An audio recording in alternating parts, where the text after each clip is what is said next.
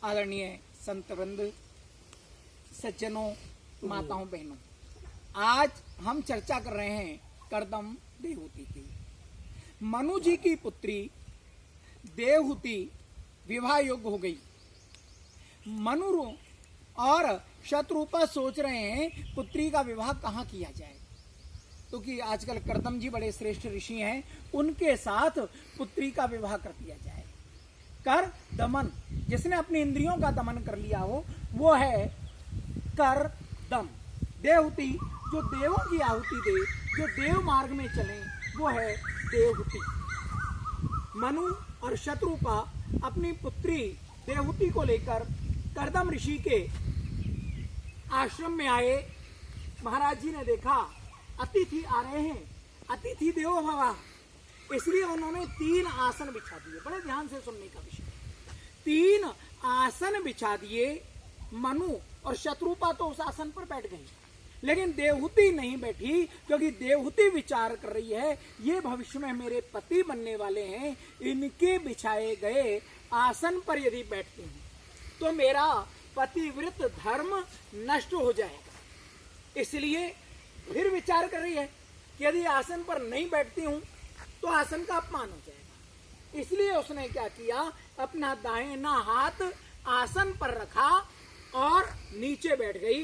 मानो कह रही है कि मैं आपके स्वागत का भी सम्मान करती हूं और अपने नियम का पालन भी करती हूं। पहले पतिव्रत धर्म का इतना विचार किया जाता है।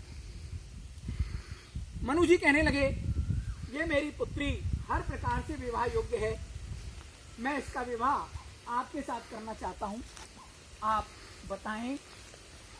कर्दम जी कहने लगे कि मैं विवाह तो कर लूंगा, मेरी भी इच्छा है कि मैं विवाह करूंगा, लेकिन मेरी एक शर्त है, एक पुत्र होने तक मैं घर में रहूंगा, इसके बाद मैं संन्यास ले लूंगा। विचार करने की बात है, यदि आज कोई पुरुष ये कहे, आज कोई युवक ये कहे कि मैं संन्यास ले लूंगा तो उसका विवाह नहीं होगा। लेकिन देवहूति बड़ी प्रसन्न हुई और विचार करने लगी कि मैं जैसे पति चाहती थी वैसे ही पति मुझे मिल रहे हैं। ध्यान देंगे, धर्म पत्नी जो धर्म की ओर लेकर जाए वो है धर्म पत्नी। पति जो प्रतिष्ठा, इज्जत और भक्ति का सम्मान करे वो है पति। दोनों का विवाह हो गया।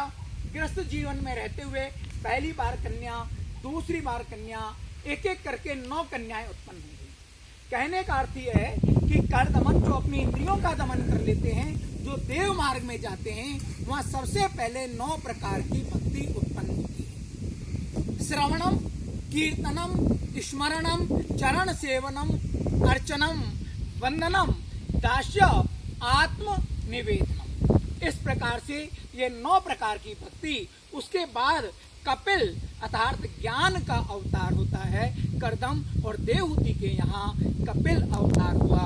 जय श्री राधे, जय श्री शोभधाम।